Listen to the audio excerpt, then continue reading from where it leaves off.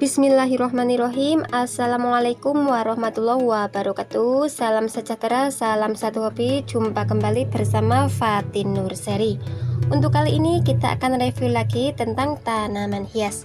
Sebelum kita lanjut ke videonya, alangkah baiknya buat teman-teman yang baru gabung, jangan lupa like, share, komen, dan subscribe-nya biar tidak ketinggalan video-video menarik berikutnya. Oke, kita langsung lanjut saja ke videonya.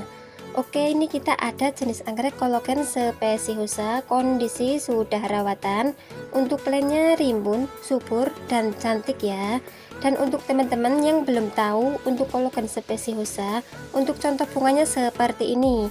Dia memiliki karakter yang unik dan bunganya lumayan jumbo ya. Selain bunganya yang unik, dia juga mempunyai karakter bunga yang bergantian.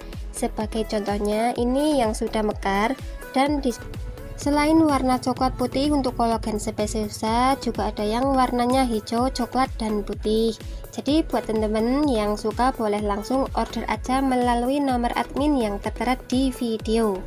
Oke, buat teman-teman untuk videonya cukup di sini dulu. Kita jumpa lagi di video-video berikutnya tentang tanaman hias. Oke, terima kasih. Salam satu hobi. Wassalamualaikum warahmatullahi wabarakatuh.